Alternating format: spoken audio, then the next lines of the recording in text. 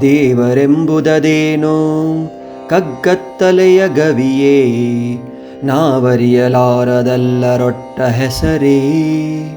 ಕಾವನೋರ್ವನು ಇರಲ್ಕೆ ಜಗದ ಕಥೆಯೇಕಿಂತು, ಸಾವು ಹುಟ್ಟುಗಳೇನೋ ಮಂಕುತಿಮ್ಮ ಮಂಕುತಿಮ್ಮ ಮಂಕುತಿಮ್ಮ. ಹರಿ ಓಂ. ಓಂ ಗುರುಭ್ಯೋ ನಮಃ. ಎಲ್ಲ ಸಜ್ಜನರಿಗೆ ನಮಸ್ಕಾರ. ಕಗ್ಗದಲ್ಲಿನ ಪ್ರಶ್ನೆಗಳ ಮಾಲೆಯನ್ನು ವಿವರವಾಗಿ ಅನ್ವೇಷಿಸುವ ನಮ್ಮ ಪ್ರಯಾಣವನ್ನು ಮುಂದುವರಿಸೋಣ. ಈ ಪ್ರಶ್ನೆಗಳನ್ನು ಚೆನ್ನಾಗಿ ಅರ್ಥ ಮಾಡಿಕೊಳ್ಳಲು ನಾವು ಭಗವಂತನನ್ನು ಮತ್ತು ಶ್ರೀ ಗುಂಡಪ್ಪನವರಿಗೆ ನಮಸ್ಕರಿಸೋಣ ಮತ್ತು ಅವರ ಆಶೀರ್ವಾದವನ್ನು ಪಡೆಯೋಣ. ಕಗ್ಗದಲ್ಲಿ ಕೇಳಲಾದ ಪ್ರಶ್ನೆಗಳ ಪರಿಚಯಕ್ಕಾಗಿ ನೀವು ಮೇಲಿನ ಲಿಂಕ್ನಲ್ಲಿ ಹಿಂದಿನ ವಿಡಿಯೋವನ್ನು ವೀಕ್ಷಿಸಬಹುದು. ಈ ಕಗ್ಗವು ಏನು ಜೀವನದರ್ಥ ಎಂಬ ವಿಭಾಗದಲ್ಲಿದೆ. ಹಿಂದಿನ ಕಗ್ಗದಲ್ಲಿ ಮಾನ್ಯ ಡಿವಿಜಿಯವರು ನಮಗೆ ಈಶ್ವರನ ಬಗ್ಗೆ ಸುಳಿವನ್ನು ನೀಡಿದ್ದರು. ಪ್ರಸ್ತುತ ಕಗ್ಗದಲ್ಲಿ ಅವರು ಅಧ್ಯಾತ್ಮದ ಮೂರನೆಯ ಪ್ರಮುಖ ಅಂಶದ ಬಗ್ಗೆ, ಅಂದರೆ ಈಶ್ವರ ಅಥವಾ ದೇವರ ಬಗ್ಗೆ ಪರಿಚಯವನ್ನು ನೀಡುತ್ತಿದ್ದಾರೆ. ಒಬ್ಬ ಒಳ್ಳೆಯ ಶಿಕ್ಷಕರಂತೆ ಡಿವಿಜಿಯವರು ಇಲ್ಲಿ ಕೇಳ್ತಾರೆ, ದೇವರು ಅಥವಾ ಭಗವಂತನ ಬಗ್ಗೆ ನಾವು ಏನನ್ನು ಅರ್ಥ ಮಾಡಿಕೊಂಡಿದ್ದೀವಿ ಅಂತ. ದೇವರು ಕತ್ತಲೆಯಾದ ಗುಹೆಯಂತಿದ್ದಾನ? ಡಿವಿಜಿಯವರು ಇಲ್ಲಿ ಕೊಟ್ಟಿರುವ ಅದ್ಭುತ ಹೋಲಿಕೆಯು ತುಂಬಾ ಆಸಕ್ತಿದಾಯಕವಾಗಿದೆ ಅಥವಾ ಇಂಟ್ರೆಸ್ಟಿಂಗ್ ಆಗಿದೆ. ಕತ್ತಲೆಯ ಗುಹೆಯ ಬಗ್ಗೆ ನಾವು ಯೋಚಿಸಿದರೆ ನಮ್ಮ ಮನಸ್ಸಿಗೆ ಏನು ಹೊಳೆಯುತ್ತದೆ? ಇದು ಸಹಜವಾಗಿ ಕತ್ತಲೆಯಿಂದ ತುಂಬಿರುತ್ತದೆ ಮತ್ತು ಅದು ಬಹುಶಃ ಆಳವಾಗಿಯೂ ಇರಬಹುದು. ಒಳಗೆ ಎಲ್ಲಿಯೂ ಬೆಳಕು ಇಲ್ಲದಿರುವ ಕಾರಣ ಅಲ್ಲಿ ಏನಿರಬಹುದೆಂದು ನಮಗೆ ಗೊತ್ತಿಲ್ಲ ಮತ್ತು ನಾವು ಊಹಿಸಲೂ ಅಥವಾ ಗೆಸ್ ಮಾಡಲೂ ಸಾಧ್ಯವಿಲ್ಲ. ಈ ಕತ್ತಲೆಯಾದ ಗುಹೆಯು ಹಾವು, ಚೇಳು ಮುಂತಾದ ವಿಷಕಾರಿ ತೆವಳುವ ಜಂತುಗಳಿಂದ ತುಂಬಿರಬಹುದು. ಅದು ಹುಲಿ ಅಥವಾ ಕರಡಿಯಂತಹ ಕೆಲವು ಕ್ರೂರ ಕಾಡು ಪ್ರಾಣಿಗಳ ಕೊಟ್ಟಿಗೆಯೂ ಇರಬಹುದು. ಇವೆಲ್ಲವೂ ನಮ್ಮನ್ನು ಮರಣಾಂತಿಕವಾಗಿ ಹಾನಿ ಅಥವಾ ಫೇಟಲಿ ಇಂಜರ್ ಮಾಡಬಹುದು.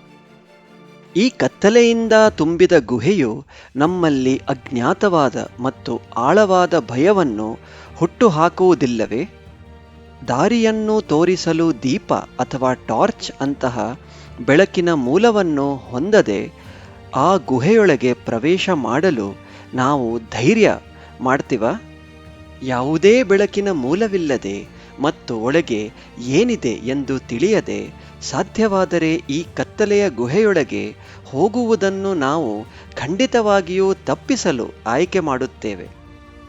ನಾವು ತಿಳಿದಿರುವ ಪ್ರಕಾರ ದೇವರು ಹೀಗೇ ಇದ್ದಾನೆ ಎಂದು ಡಿವಿಜಿಯವರು ನಮ್ಮನ್ನು ಪ್ರಶ್ನಿಸುವಂತೆ ತೋರುತ್ತದೆ. ದೇವರು ನಮ್ಮಲ್ಲಿ ಭಯವನ್ನು ಹುಟ್ಟು ಹಾಕುತ್ತಾನೆಯೇ ಮತ್ತು ಆದ್ದರಿಂದ ನಾವು ಅವನನ್ನು ಸಂಪೂರ್ಣವಾಗಿ ತಪ್ಪಿಸಲು ಹಾರೈಸಿಕೊಳ್ಳುತ್ತೇವೆಯೇ? ಅಥವಾ ಅವನ ಕೋಪಕ್ಕೆ ಪಾತ್ರರಾಗದಂತೆ ನಾವು ಅವನನ್ನು ತಿಳಿದುಕೊಳ್ಳಲು ಅಥವಾ ಸಂಪರ್ಕಿಸಲು ಸಾಧ್ಯವಾದಷ್ಟು ಕಡಿಮೆ ಪ್ರಯತ್ನವನ್ನು ಮಾಡ್ತೀವ? ಇಂತಹ ಚಿಂತನಾಶೀಲ ಅಥವಾ ಥಾಟ್ಫುಲ್ ಪ್ರಶ್ನೆಗಳು ಇಲ್ಲಿ ಮೂಡಿಬರುತ್ತವೆ.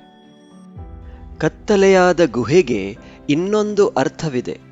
ಎಲ್ಲ ದೇವಾಲಯಗಳಲ್ಲಿ ಇರುವ ಗರ್ಭಗುಡಿಯ ಬಗ್ಗೆ ನಮಗೆ ತಿಳಿದಿದೆ. ಅಲ್ಲಿ ದೇವರ ಮುಖ್ಯ ವಿಗ್ರಹವನ್ನು ಸ್ಥಾಪಿಸಲಾಗಿರುತ್ತದೆ. ನಮ್ಮ ದೇವಾಲಯಗಳಲ್ಲಿ, ಅದರಲ್ಲೂ ಹಳೆಯ ದೇವಾಲಯಗಳಲ್ಲಿ ಗಮನಿಸಿದರೆ ಗರ್ಭಗುಡಿಯಲ್ಲಿ ಯಾವುದೇ ರೀತಿಯ ಕೃತಕ ಬೆಳಕು ಅಥವಾ ಆರ್ಟಿಫಿಷಿಯಲ್ ಲೈಟ್ ಇರುವುದಿಲ್ಲ. ಅವು ಕೇವಲ ಎಣ್ಣೆಯ ದೀಪಗಳಿಂದ ಬೆಳಗುತ್ತಿರುತ್ತದೆ. ಹಾಗಾಗಿ ದೇವರ ಮೂರ್ತಿಯನ್ನು ನೋಡುವುದು ತುಂಬಾ ಕಷ್ಟ.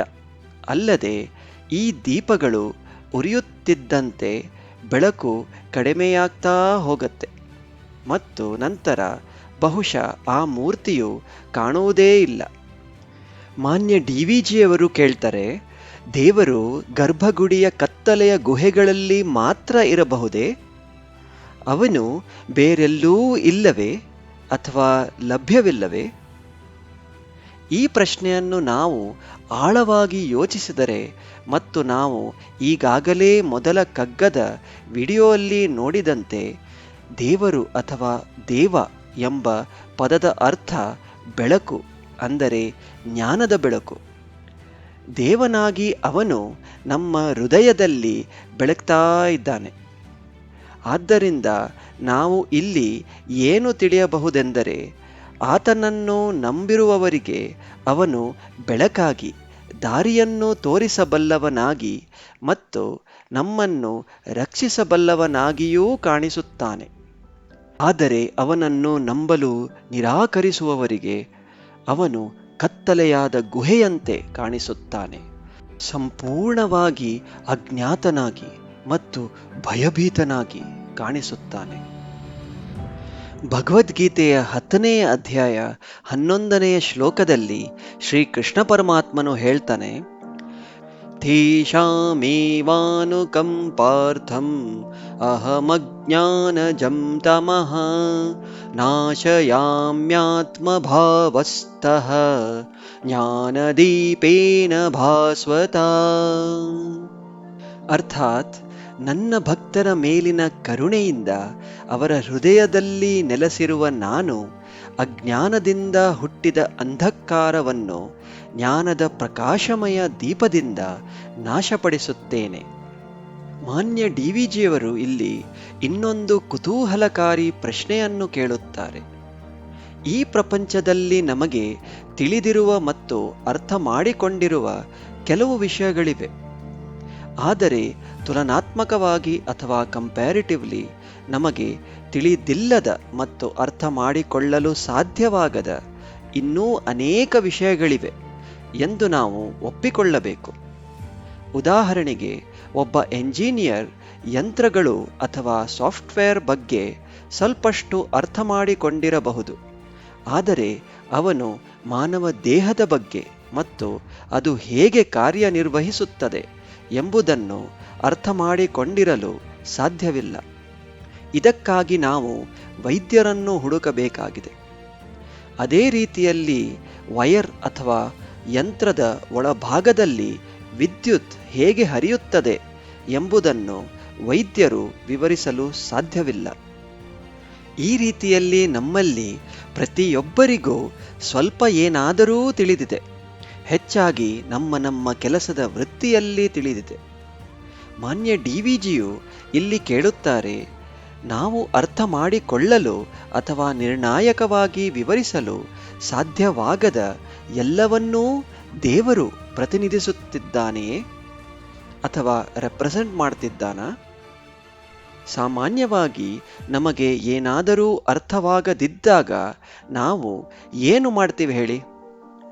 ನಮಗೆ ಅದನ್ನು ಅರ್ಥ ಮಾಡಿಕೊಳ್ಳುವ ಅವಶ್ಯಕತೆ ಇಲ್ಲದಿದ್ದರೆ ಅಥವಾ ಅದರಲ್ಲಿ ಆಸಕ್ತಿ ಇಲ್ಲದಿದ್ದರೆ ನಾವು ಸಾಮಾನ್ಯವಾಗಿ ಅದನ್ನು ಅರ್ಥ ಮಾಡಿಕೊಳ್ಳಲು ಪ್ರಯತ್ನಿಸುವುದನ್ನು ತಪ್ಪಿಸುತ್ತೇವೆ ಅಲ್ವೇ?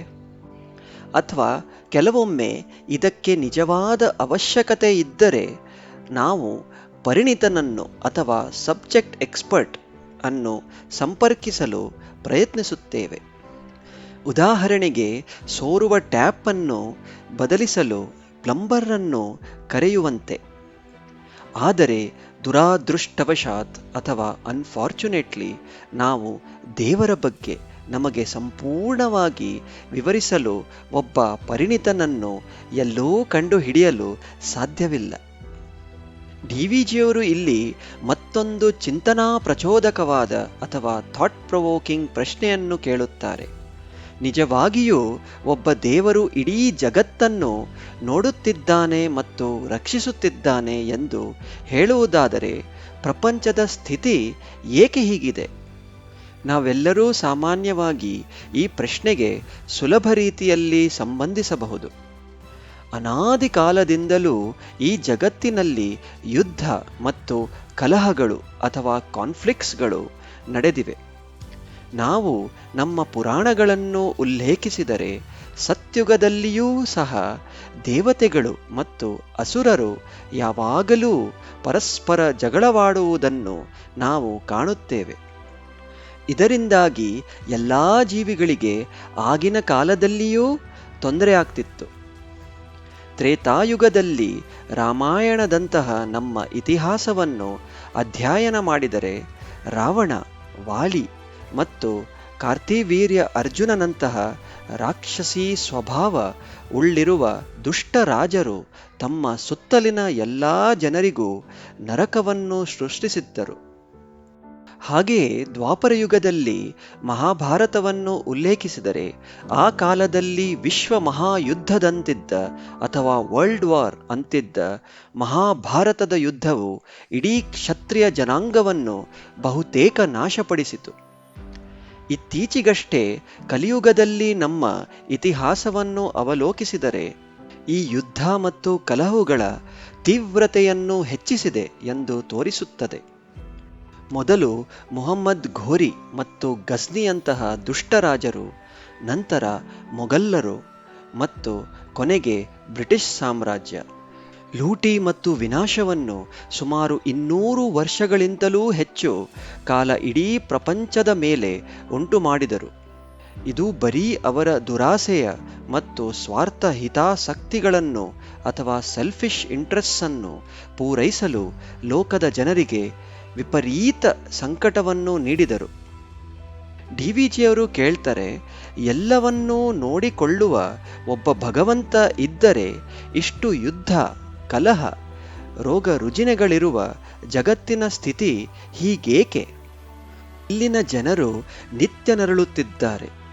ಅಲ್ಲದೆ ಇಂದಿನ ದಿನಗಳಲ್ಲಿ ಈ ದೃಷ್ಟಿಕೋನವನ್ನು ನಮ್ಮ ನ್ಯೂಸ್ ಮೀಡಿಯಾ ಅವರು ಉತ್ಪ್ರೇಕ್ಷೆ ಅಥವಾ ಎಕ್ಸಾಜರೇಟ್ ಮಾಡಿ ತೋರಿಸುತ್ತಾರೆ. ಅವರು ಹೆಚ್ಚಾಗಿ ನಕಾರಾತ್ಮಕ ಅಥವಾ ನೆಗೆಟಿವ್ ಸುದ್ದಿಗಳನ್ನು ಕೇಂದ್ರಿಸಲು ಇಷ್ಟಪಡುತ್ತಾರೆ. ತಕ್ಷಣವೇ ಜನರಲ್ಲಿ ಆಸಕ್ತಿಯನ್ನು ಹುಟ್ಟುಹಾಕಲು ಮತ್ತು ಅವರ ಗಮನವನ್ನು ಸೆಳೆಯಲು ಪ್ರಯತ್ನಿಸುತ್ತಾರೆ. ಈ ಜಗತ್ತಿನಲ್ಲಿ ಸಾಕಷ್ಟು ಸಕಾರಾತ್ಮಕ ಅಥವಾ ಪಾಸಿಟಿವ್ ಸಂಗತಿಗಳು ನಡೆಯುತ್ತಿದ್ದರೂ ಸಹ ಈ ಘಟನೆಗಳ ಸುದ್ದಿ ಪ್ರಸಾರ ಕಡಿಮೆಯಾಗಿದೆ ಅಥವಾ ಇಲ್ವೇ ಇಲ್ಲ. ಇಲ್ಲಿ ಮಾನ್ಯ ಡಿವಿಜಿಯವರು ಜನಸಾಮಾನ್ಯರ ಪರವಾಗಿ ಈ ಪ್ರಶ್ನೆಯನ್ನು ಕೇಳುತ್ತಿರುವಂತೆ ತೋರುತ್ತದೆ. ಈ ವಿಷಯಗಳನ್ನು ಮೇಲ್ನೋಟಕ್ಕೆ ಅಥವಾ ಸೂಪರ್ಫಿಷಿಯಲಿ ನೋಡಿದರೆ ದೇವರ ಅಸ್ತಿತ್ವದ ಬಗ್ಗೆಯೂ ಸಂಶಯ ಬರಬಹುದು. ಅಂತಿಮವಾಗಿ ಅವರು ಅತ್ಯಂತ ಸೂಕ್ತವಾದ ಪ್ರಶ್ನೆಯನ್ನು ಕೇಳುತ್ತಾರೆ: ಹುಟ್ಟು ಸಾವಿನ ರಹಸ್ಯವೇನು? ಇದು ಇನ್ನಷ್ಟು ಸಂಬಂಧಿತ ಪ್ರಶ್ನೆಗಳಿಗೆ ಕಾರಣವಾಗುತ್ತದೆ. ಹುಟ್ಟಿದ ಜನರು ಏಕೆ ಒಂದು ದಿನ ಸಾಯುತ್ತಾರೆ? ಸಾಯುವ ಜನರಿಗೆ ಏನಾಗುತ್ತದೆ? ಹುಟ್ಟು ಮತ್ತು ಸಾವು ದೇವರು ನೀಡಿದ ಅಮೂಲ್ಯವಾದ ವರವೇ? ಮುಂದಿನ ಕಗ್ಗಗಳಲ್ಲಿ ನಾವು ಈ ವಿಷಯಗಳ ಬಗ್ಗೆ ವಿವರವಾಗಿ ನೋಡೋಣ. ಈ ಕಗ್ಗವು ಈಶ್ವರ ಅಥವಾ ದೇವರ ವಿಷಯವನ್ನು ಪರಿಚಯಿಸುತ್ತದೆ. ಅವನು ಯಾರು ಮತ್ತು ಅವನ ಸ್ವಭಾವ ಹೇಗಿರಬಹುದು ಎಂಬಂತಹ ಪ್ರಶ್ನೆಗಳನ್ನು ಕೇಳುತ್ತದೆ. ಮಾನ್ಯ ಗುಂಡಪ್ಪನವರು ಒಂದು ಸುಂದರವಾದ ಹೋಲಿಕೆಯನ್ನು ಬಳಸುತ್ತಾ ದೇವರು ನಮಗೆ ಸಂಪೂರ್ಣ ಅಪರಿಚಿತನಾಗಿರಬಹುದು ಅಥವಾ ಕತ್ತಲೆಯ ಗುಹೆಯಾಗಿರಬಹುದು ಎಂದು ಹೇಳುತ್ತಾರೆ. ಪರ್ಯಾಯವಾಗಿ ಆಲ್ಟರ್ನೇಟಿವ್ಲಿ ಅವನು ನಮ್ಮ ಹಿತೈಷಿಯಾಗಿರಬಹುದು ಮತ್ತು ನಿರಂತರವಾಗಿ ನಮ್ಮನ್ನು ದೇವ ಅಥವಾ ಬೆಳಕಿನಂತೆ ಮಾರ್ಗದರ್ಶನ ಮಾಡ್ತಾ ಇರಬಹುದು ಎಂದು ಹೇಳುತ್ತಾರೆ. ಈ ಪ್ರಶ್ನೆಗಳ ಮೂಲಕ ನಮ್ಮ ಮನಸ್ಸು ಮತ್ತು ಹೃದಯವನ್ನು ವಿಸ್ತರಿಸಲು ಪ್ರಯತ್ನಿಸೋಣ. ತಮ್ಮ ವಿದ್ಯಾರ್ಥಿಗಳ ಮೇಲೆ ಅಪರಿಮಿತವಾದ ಪ್ರೀತಿಯನ್ನು ಹೊಂದಿರುವ ಗುರುಗಳಂತೆ ಡಿವಿಜಿಯವರು ಈ ಎಲ್ಲ ಪ್ರಶ್ನೆಗಳಿಗೆ ಮುಂದೆ ಬರುವ ಕಗ್ಗಗಳಲ್ಲಿ ನಮಗೆ ಉತ್ತರಗಳನ್ನು ನೀಡುತ್ತಾರೆ. ಓಂ ತತ್ಸತ್.